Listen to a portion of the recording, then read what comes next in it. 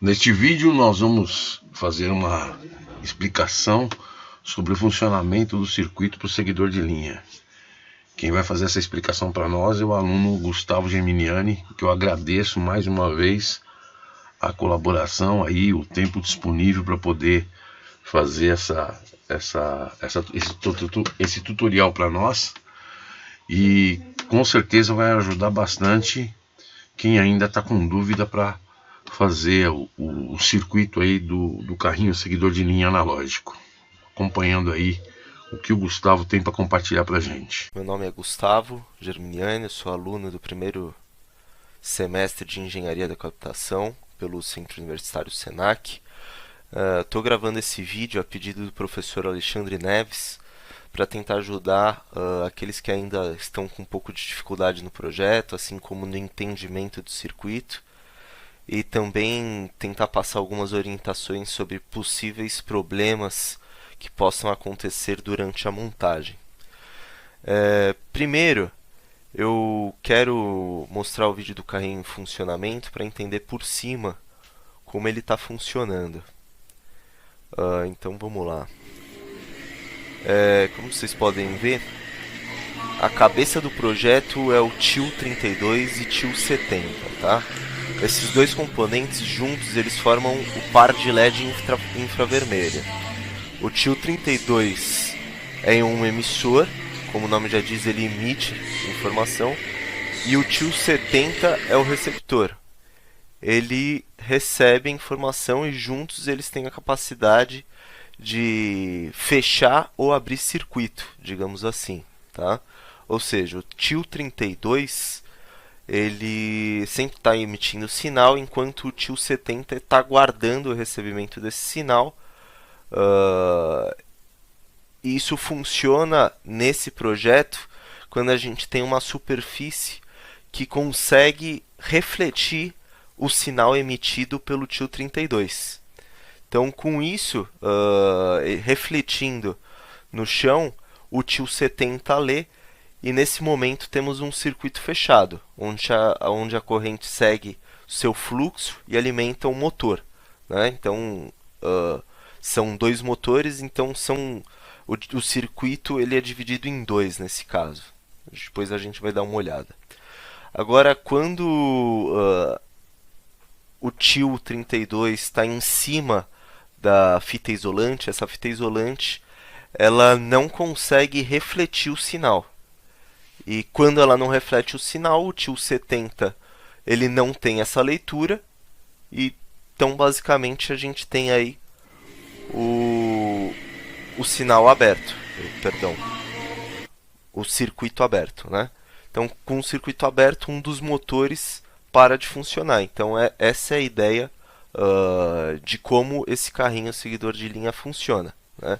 Os motores eles vão ficar funcionando de forma alternada, sendo que quando um dos emissores receptores, um dos joguinhos está em cima da linha, ele vai desligar para que o oposto fique funcionando, e dessa forma ele vai se alinhando e vai seguindo a linha conforme o nome do projeto.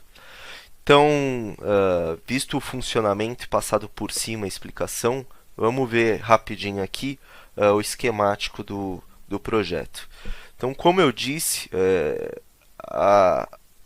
a cabeça do projeto é o TIL32 e o TIL70, né? Aqui também marcado como 78, mas você tem também TIL70.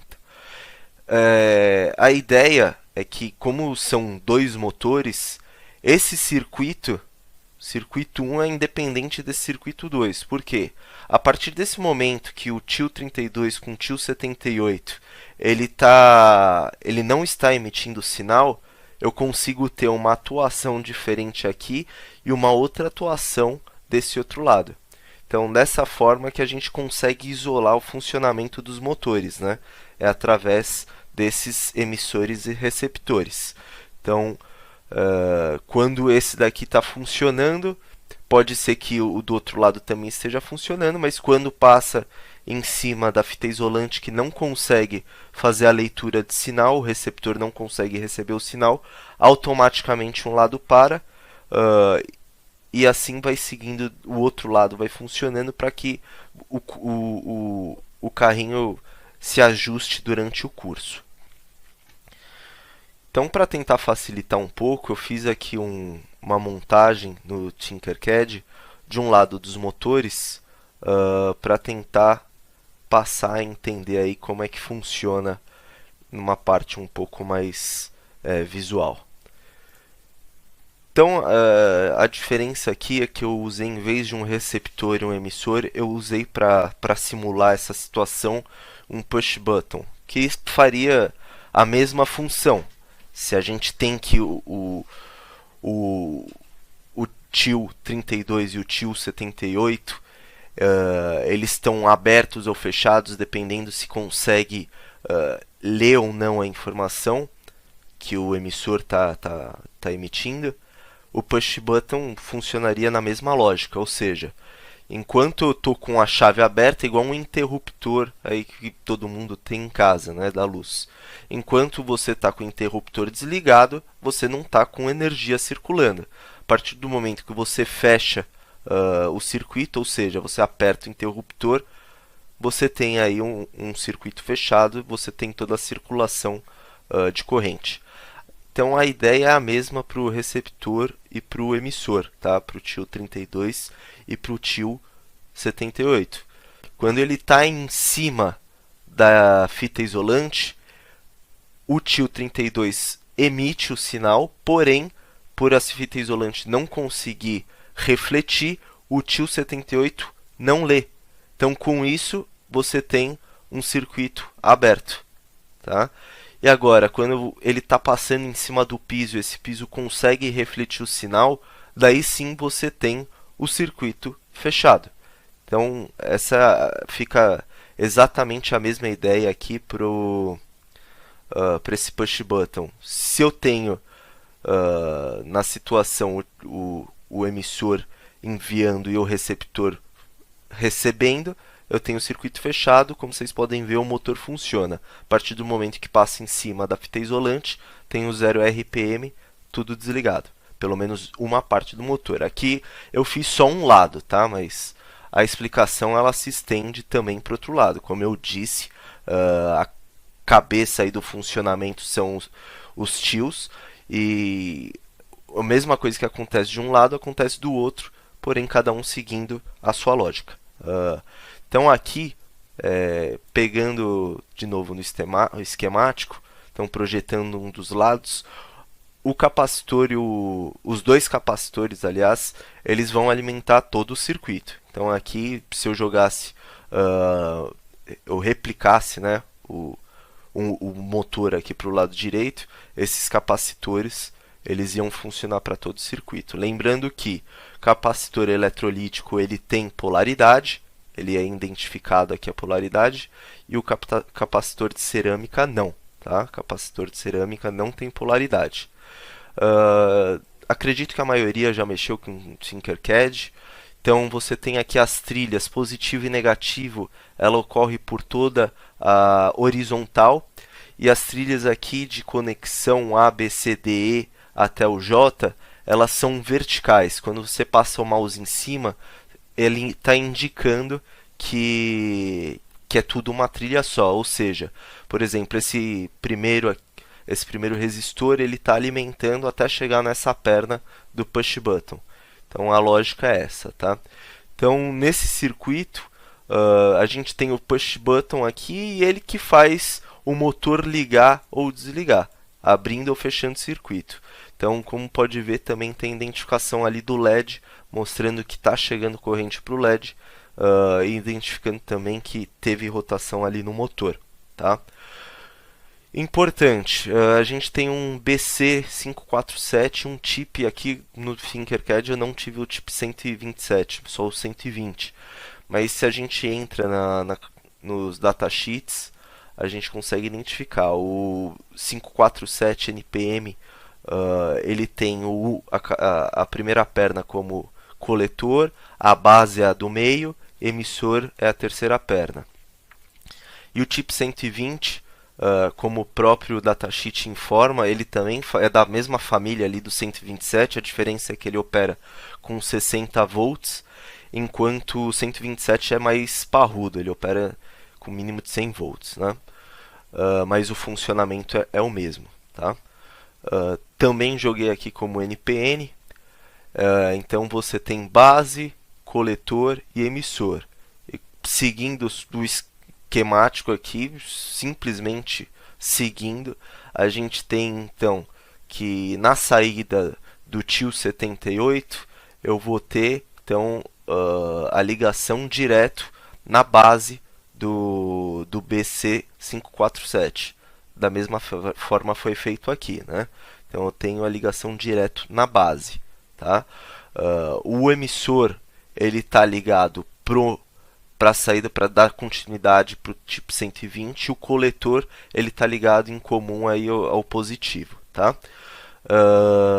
Bom, daí o tipo 120 no datasheet, até mesmo aqui no próprio Tinkercad, ele já identifica qual que é base, coletor e emissor. Ele muda do BC547, então a primeira perna é a base, daí a segunda é o coletor e a última perna é o emissor. Então, novamente, seguindo o esquemático, a saída então do BC547 vai para a base do 127, daí o emissor vai pro positivo em comum e o coletor pega do motor desse esqueminha aqui que tem motor ligado com diodo e LED, né? Então basicamente fica assim montado o circuitinho para quem quiser ter uma ideia melhor aí do funcionamento, tá? Usando software. Importante dizer, aconteceu comigo inclusive, e eu vi bastante gente acontecendo a mesma coisa. Às vezes a trilha, quando você está fazendo a solda, a trilha ela levanta, né? Então isso pode afetar o funcionamento do carrinho.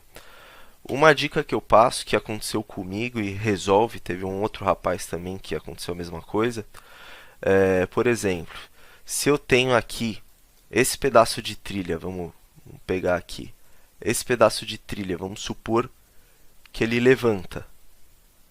Daí, o que faz? Vou pegar um novo carrinho, uma nova placa? Não é necessário. Quando a gente tem uma trilha assim que está fácil de identificar que ela está provavelmente com algum problema, a gente consegue simplesmente pegar, por exemplo, o LED que vocês conectaram, vocês tiveram que cortar uma perna e essa perna sobrou. Ela é um condutor. Então uma dica que pode ser útil é você pegar essa perna de LED, por exemplo, de novo, se isso daqui levantou, você faz uma conexão externa mesmo. Pega essa perna de LED e solda de um terminal ao outro. Isso vai funcionar, tá? Então você não precisa começar o seu projeto do zero.